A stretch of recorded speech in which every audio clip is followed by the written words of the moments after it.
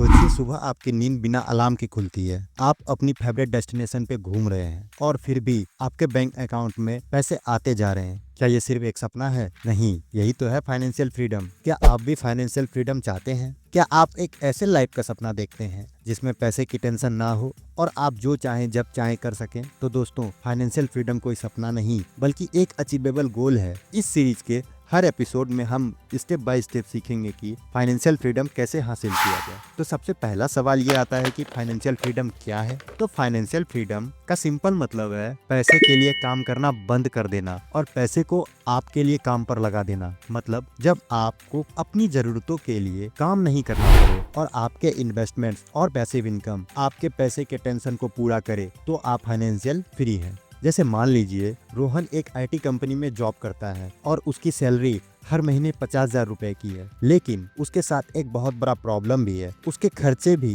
50,000 के आसपास ही पहुंच जाते हैं मंथ के एंड में। अगर उसकी जॉब चली गई तो पैसा कहां से आएगा? ये है फाइनेंशियल डिपेंडेंस। दूसरी तरफ अमन ने कुछ साल पहले से ही पैसे म्यूचुअल फंड्स, रियल एस्टेट और साइड बिजनेस में लगाना स्टार्ट कर दिया। अब उसकी पैसिव इनकम 50,000 की हो गई है। अब अमन काम करे या ना करे, उसका खर्चा आसानी से चलता रहेगा। यह है फाइनेंशियल फ्रीडम। पैसिव इनकम एक ऐसी इनकम है जो आपके एक्टिवली काम किए बिना भी आती रहती है। मतलब आप सो रहे हो, घूम रहे हो या रिलैक्स कर रहे हो, तब भी आपके बैंक अकाउंट में पैसा आते रहेंगे। एक एग्जांपल से समझो कि सोचिए आप एक जॉब करते हैं जिसमें आपको 50,000 की सैलरी मिलती है। अगर आप ऑफिस नहीं जाएंगे तो आपको पैसे नहीं मिलेंगे। यह है एक्टिव इनकम। लेकिन अगर आपने रेंट पर प्रॉपर्टी दे रखी हो, डिविडेंड स्टॉक्स में इन्वेस्ट किया हो या एक ऑनलाइन बिजनेस शुरू किया हो जो बिना आपके एक्टिवली काम करे भी पैसा कमा रहे हो, तो ये है पैसिव इनकम। फाइनेंशियली फ्री होने के लिए पैसिव इनकम जनरेट करना बहुत जरूरी है। अब ये तो जान गए हैं कि फाइनेंशियल फ्रीडम किसे कहते हैं और ये कितना जरूरी है। और अब आप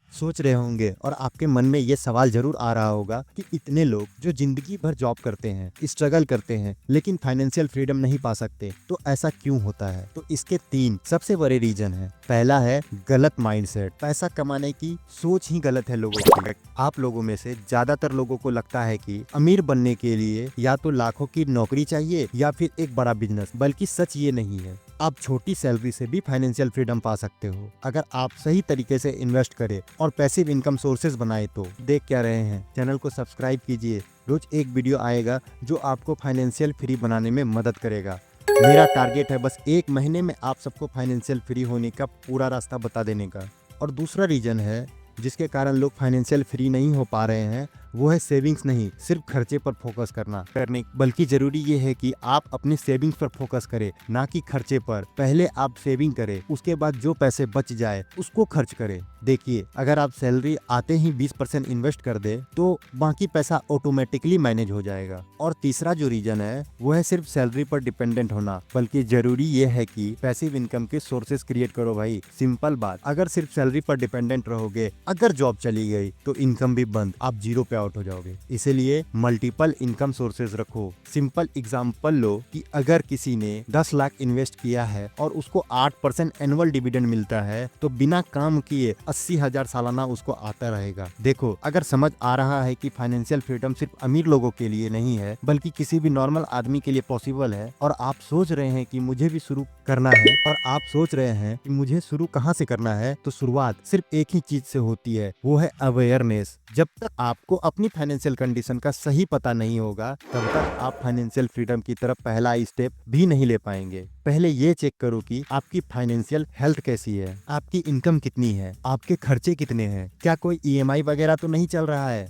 अपने खर्चे और इनकम को लिस्ट करो और देखो, सच में आपको पता लगेगा कि आपके फालतू खर्च बहुत हैं जिसकी कोई जरूरत नहीं है। अगर आप अपनी फाइनेंशियल कंडीशन एनालिसिस नहीं करेंगे तो आप कभी भी फाइनेंशियली फ्री नहीं हो सकते। अब चलो, अपने अपने फाइनेंशियल कंडीशन का एनालिसिस कर लिया है, पैसे बचत और कुछ पैसे बचाकर इन्वेस्ट भी करने के लिए तैयार हो। लेकिन सवाल ये आता है कि आप इन्वेस्टिंग स्टार्ट कैसे करेंगे? आपको इन्वेस्टिंग के बारे में कुछ पता ही नहीं है, तो सबसे पहले फाइनेंशियल एजुकेशन लेना शुरू करो। बेसिक फाइनेंशियल एजुकेशन आपको यूट्यूब पर मिल जाएंगे और मेरे चैनल पर भी तो बट रही है, तो चैनल को सब्सक्राइब कर लो दोस्तों, कर लो यार। आपको समझ आ गया भाई, लेकिन आपको अभी भी इन्वेस्टमेंट रिस्की लगता है, आप सोच रहे हैं अगर पैसा डूब गया तो भाई लैक ऑफ नॉलेज रिस्क होती है, इन्वेस्टमेंट नहीं। पहले नॉलेज लें, फिर छोटी से छोटी शुरुआत करें। बाकी के टॉपिक्स अगले वीडियो में उठाएंगे, जो इस सीरीज का दूसरा वीडियो होगा। वीडियो अच्छा लगा हो तो लाइक करें, शेयर भी कर दे, और क्या, मिलते हैं नेक्स्ट वीडियो में। तब तक के लिए हैप्पी इन्वेस्टिंग।